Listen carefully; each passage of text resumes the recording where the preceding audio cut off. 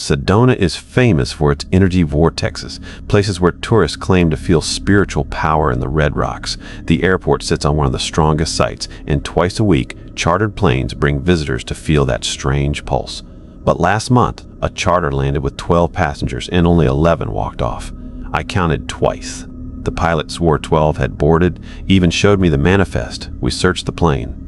A wallet lay on a seat belonging to a woman named Sarah Mitchell. Her ID, credit cards, phone all there. No Sarah online. I found her social post. Excited about her trip. Her last one said, "I can see the red rocks from the window. They're so beautiful."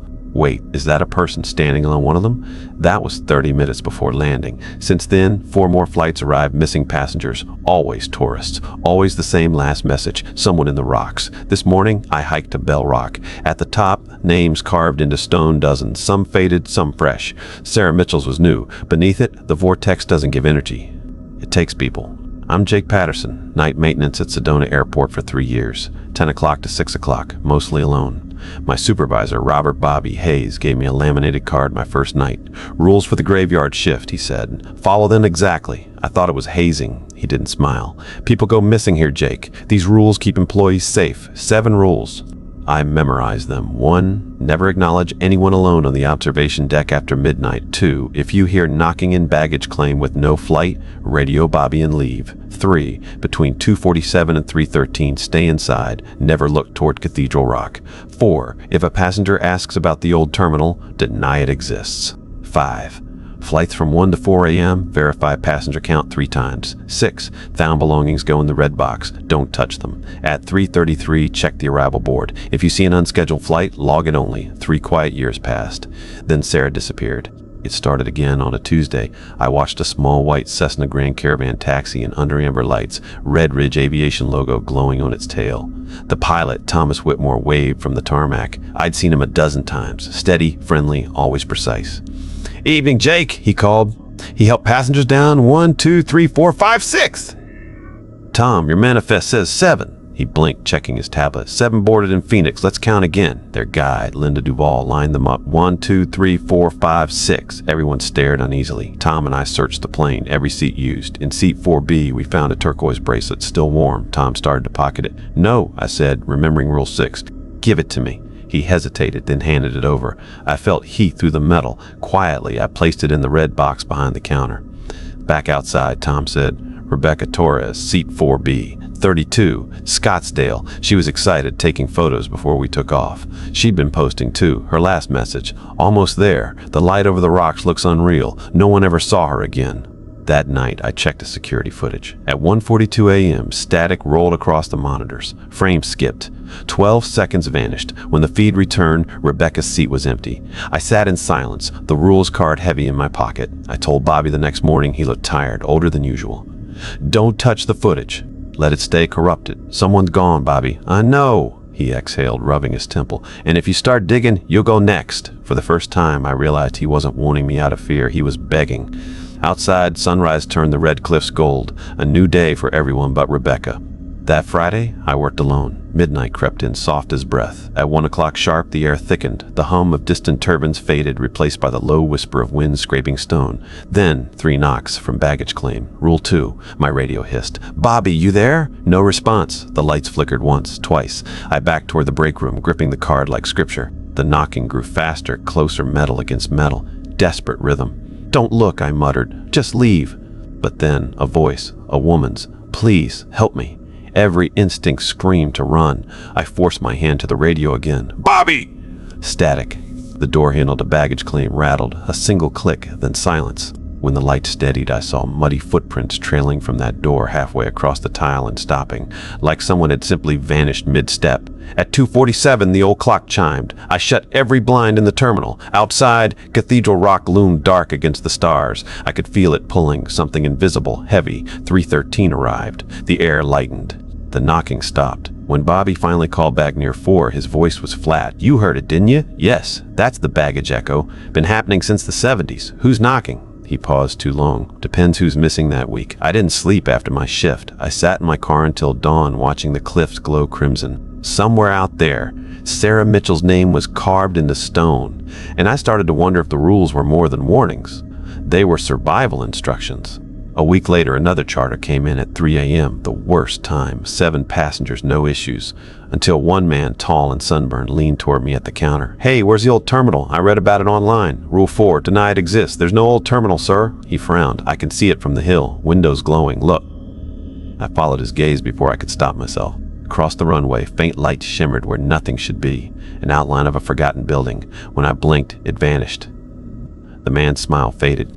"You saw it, didn't you?" I didn't answer. He left, muttering. That same night, the arrival board flickered. At 3:33, a new listing appeared. Flight 709. No origin, no gate. Rule 7, record, but do nothing. Hands shaking, I wrote it down, but something inside me snapped. I grabbed my flashlight and stepped onto the tarmac. Empty wind, silent runway, until a figure appeared at the far end. Rebecca Torres, her hair whipping in the wind, eyes hollow. "Rebecca!" I shouted. She lifted a finger, pointing toward Bell Rock. Then the runway lights blinked out. When they came back, she was gone. I wrote everything in the logbook, though I doubted anyone would believe me. The next morning, Bobby found me still at my desk. "You looked," he said quietly. "I saw her."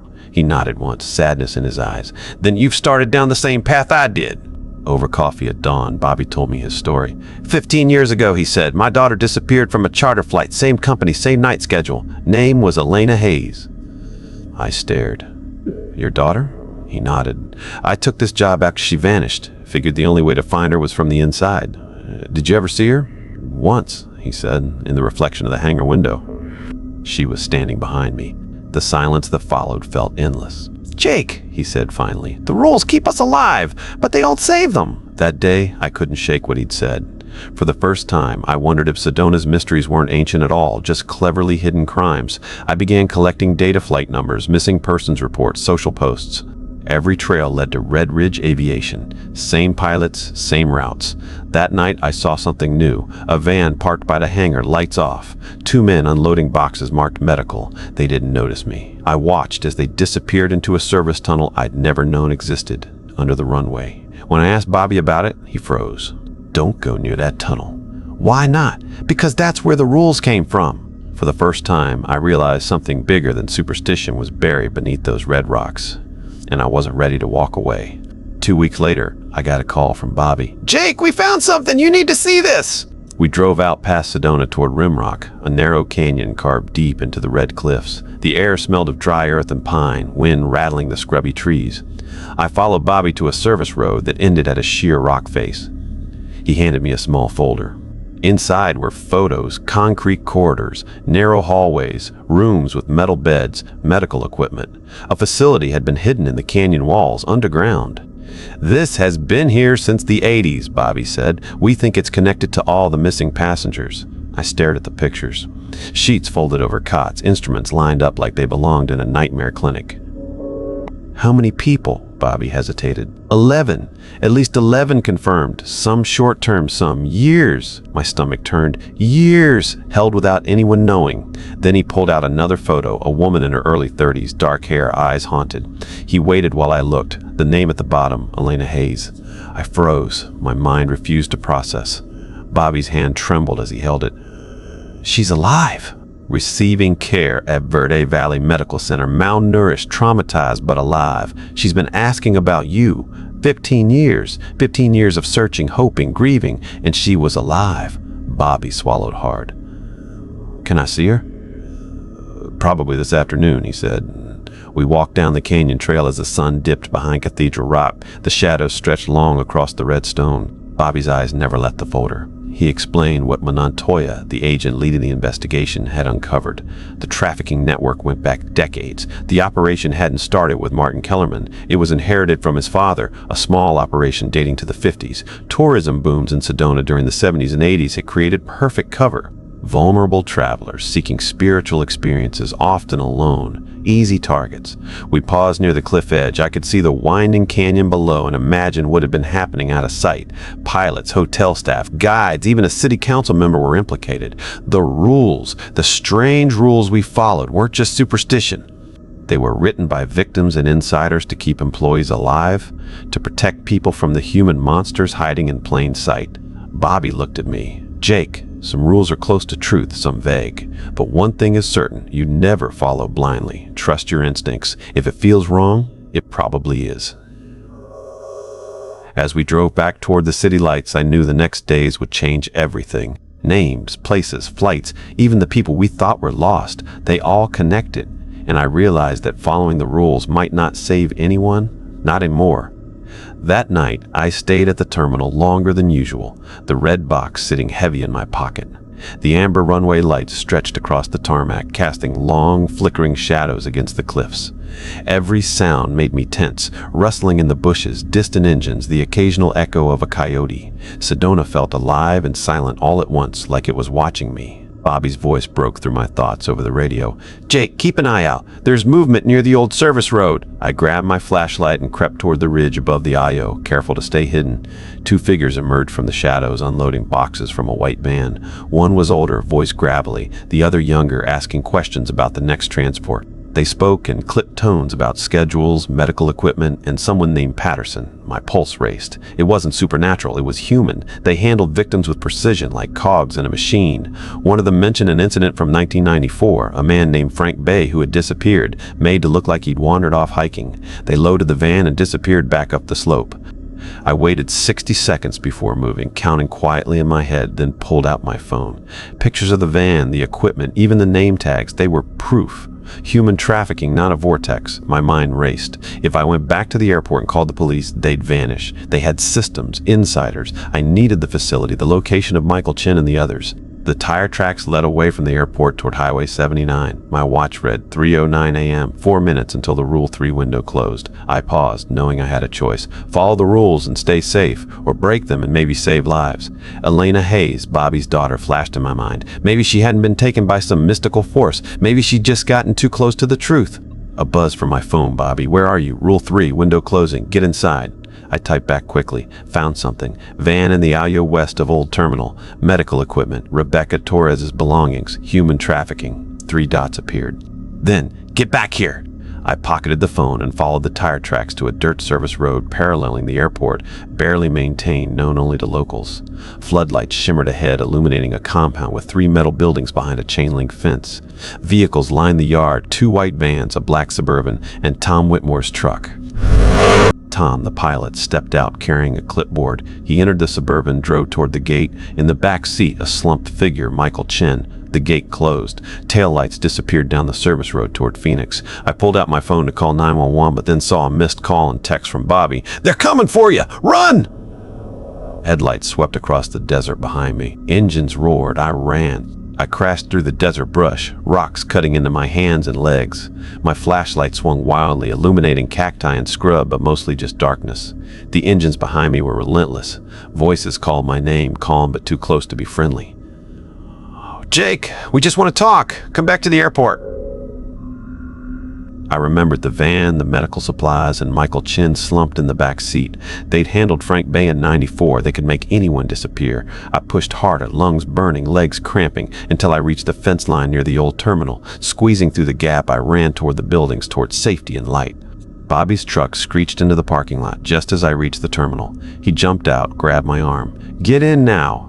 Inside the cab, I gasped. "Did you call the police?" "Better," Bobby said. "I called the FBI Phoenix field office. They've been investigating Red Rock Aviation for 6 months. They just needed someone on the inside to confirm the facility location." I stared at him. "You knew?"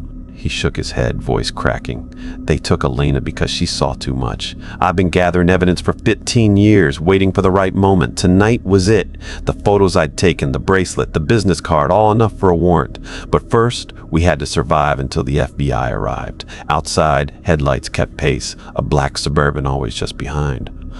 Bobby maneuvered through back roads I didn't know, cutting across quiet residential streets, avoiding the main highways. "How long until the FBI gets here?" I asked. 20 minutes. They're coming from Flagstaff. We just need to stay alive in public. They won't act if there are witnesses." We pulled into a mostly empty parking lot near Javelina Cantina, one of the few places still open. Inside, a handful of tourists sipped drinks. A tired waitress wiped tables. "Call the police," Bobby instructed the bartender, showing the photos. "Emergency at Sedona Airport. Armed suspects. Human trafficking." Through the window, the Suburban stopped near the entrance, engine running. Bobby whispered, "Smart. They can't act with witnesses around." My hand shook. Adrenaline was giving way to fear. How many people were involved in this? Tom Whitmore, the pilot, entered calmly, sat down across from us. "Jake, Bobby, you need to understand. What you think is happening isn't the full story." I laughed bitterly. I saw Michael Chen, the van, the medical equipment. I heard you on the phone. That wasn't me. He's safe, sedated, but alive. We're containing the situation until law enforcement arrives. I've been undercover with the FAA Office of Inspector General for 8 months, documenting everything. Bobby examined Tom's badge. Call the number on the back. Special Agent Rita Montoya. Tom nodded at me. Those photos are good, but they flagged you. You're a target. The real danger is still at the facility, destroying evidence.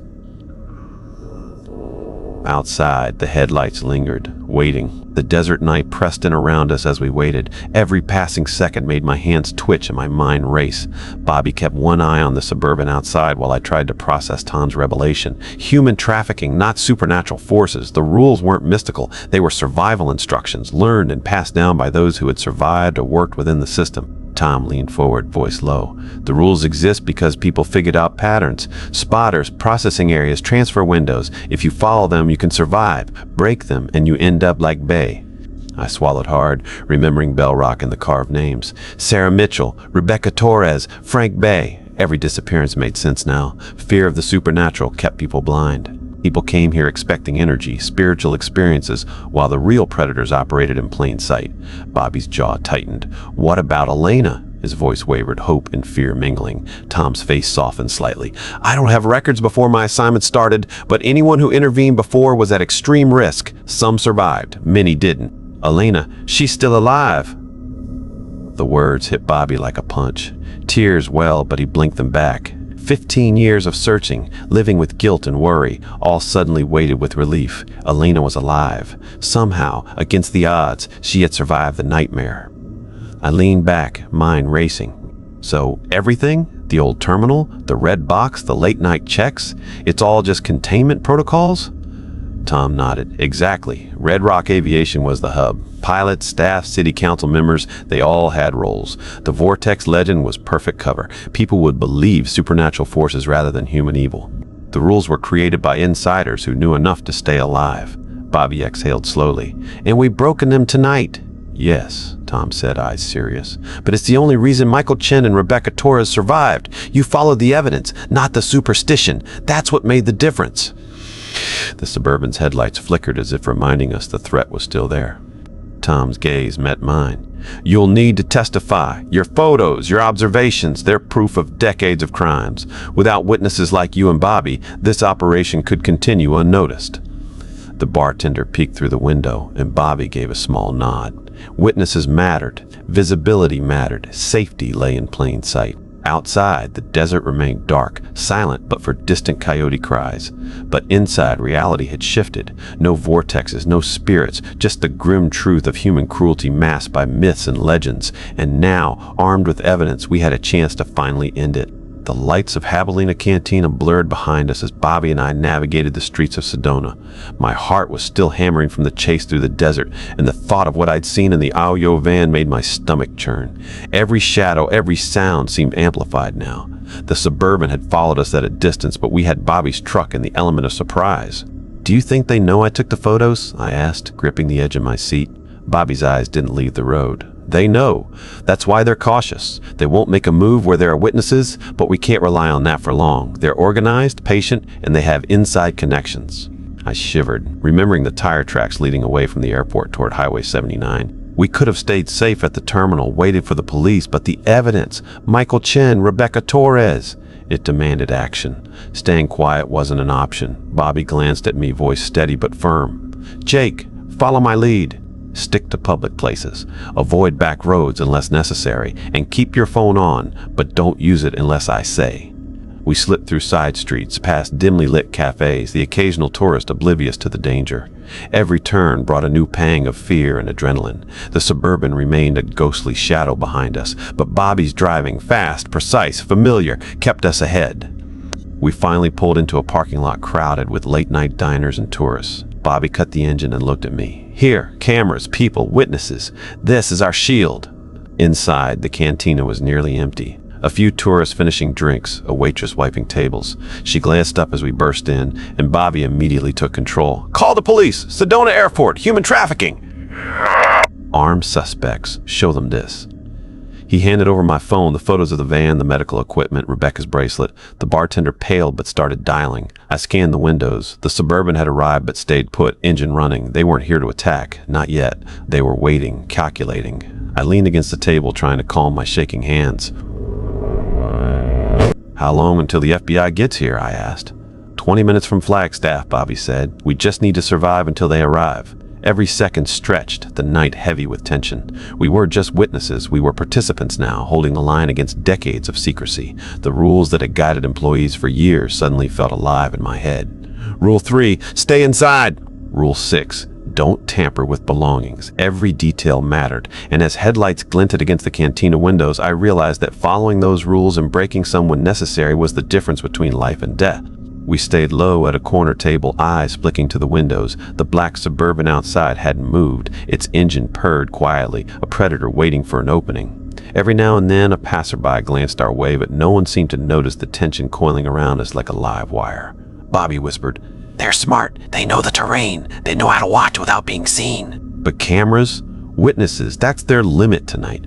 I nodded, but my mind kept returning to Michael Chen, sedated and trapped in the Suburban earlier. My hands itched to reach for the phone again, but Bobby caught the gesture. "Not yet," he said. "Let the bartender finish the call. Once the FBI has our location, we act like nothing's happening. Don't give them a reason."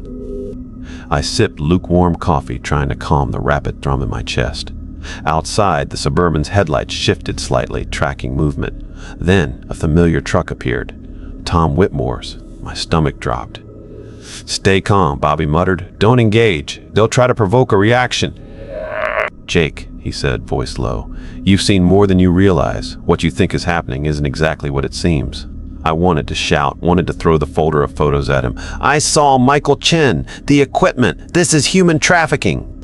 Tom nodded slowly. "It's real. It's been going on for decades, but I'm undercover. Federal Aviation Office of Inspector General. 8 months in, gathering evidence. Michael's safe, sedated, and will be released once this is contained." Bobby grabbed his arm. "Why should we believe you now?" Tom glanced at the Suburban outside. "Because they're waiting, but they can't act here. Not while there are witnesses, and because the FBI is on their way. What you found tonight, those photos, the bracelet, the van, without them, it would have been another disappearance." I exhaled, a mix of relief and disbelief. 8 months of covert investigation, hundreds of flights documented, every coded manifest tracked. Everything I feared was true, but there was a plan in motion. Bobby finally leaned back, exhaustion evident in the slump of his shoulders. "So all those rules, the ones we've been following, were there for a reason?" Tom's gaze hardened. They were close enough to truth to protect people, vague enough to keep the traffickers' methods hidden. Now, thanks to you, we have enough evidence to bring them down. But we have to survive until the authorities arrive. The Suburban idled, silent and waiting as we prepared for the final confrontation. The night wasn't over, but for the first time, I felt a glimmer of hope. The headlights stayed behind us as Bobby navigated Sedona's winding back roads, avoiding the main highways. My lungs burned, adrenaline still coursing through my veins. Every turn, every shadow could hide someone watching, waiting. I kept glancing at the rearview mirror. The Suburban's taillights blinked, distant but persistent, a reminder that this wasn't over. 20 minutes, Bobby said quietly, checking his watch. FBI's coming from Flagstaff. We just need to stay alive until then. I swallowed hard, trying to steady my shaking hands. "And if they catch up?" "They won't. Not with witnesses around," Bobby replied. "They're careful but not stupid. Don't make mistakes. Act normal." We arrived at the Javelina Cantina just as the first hints of dawn tinged the red rocks. The few patrons inside barely registered our sudden entrance. Bobby grabbed my arm and guided us to a table near the back. "Call the police. Tell them there's an emergency at the airport. Human trafficking. Multiple victims. Armed suspects," he said. The bartender, a young man with tattoos creeping up his sleeves, looked incredulous. "What? How?" Bobby thrust my phone and the photos at him. "Evidence. This is real. If something happens to us, the FBI needs to have this." Outside, the Suburban remained, engine idling. Then another vehicle approached. Tom Whitmore's truck. My stomach sank. He entered calmly, casual as ever. He walked directly to our table and sat without invitation. "Jake," he began, voice low and measured, "you don't fully understand what you're dealing with." I clenched my fists. "I saw Michael Chen. I saw the van, the equipment. I know what's happening." Tom nodded. "It's real. Human trafficking, yes, but but I'm undercover. Michael is safe, sedated, until this is resolved. And the people outside, they're not here to harm you. They're containment, waiting for authorities. You've already done something vital, captured evidence we couldn't reach otherwise." Bobby's voice broke the tense air. "What about my daughter, Elena?" Tom's expression softened. "We don't have full details yet, but anyone who tried to intervene before my assignment Rule 8 didn't survive. You have to prepare for that possibility." I felt a chill, the weight of years of disappearances pressing down. Outside, headlights remained, a silent threat. Inside, the cantina felt like the last refuge in a world where the red rocks hid more than beauty. Minutes stretched as we waited, silent except for the quiet hum of the fluorescent lights and the bartender finishing his call. Dawn edged closer, painting the cliffs with pale gold. For the first time, I realized that the rules weren't superstition. They were survival, and now survival depended on patience, witnesses, and hope. The FBI arrived in a convoy, lights cutting through the early morning haze. Agents moved quickly, hands on weapons, scanning the parking lot, checking the perimeter. Montoya led them, calm but authoritative, her eyes sharp, taking in every detail. "Stay calm, we got this," she said, nodding toward Bobby and me. Tom stepped forward, showing his credentials. "FAA, Office of Inspector General. Special Agent Rita Montoya is my handler." The agents nodded, accepting the explanation without question. Bobby and I were separated in the interview rooms. Montoya began reviewing the folder Tom had handed us. Flight manifests, financial records, documents linking Red Rock Aviation to shell companies. "We've been tracking this for 6 months, she explained. "Your evidence just confirmed locations and identities." I thought about the names carved into Bell Rock, the dozens of people lost over decades. Sarah Mitchell, Rebecca Torres, Michael Chen, each a story of hope stolen, lives disrupted. I shivered, realizing how close I'd come to becoming another statistic. Meanwhile, outside, the Suburban remained parked, an ominous reminder. I couldn't shake the memory of Michael Chen slumped in the back, sedated, helpless. How many more were out there? Montoya seemed to sense my tension. "We're moving on the first facility now. Arrests are imminent. You and Bobby were crucial to this." Hours passed in a blur of questions, photographs, and evidence collection.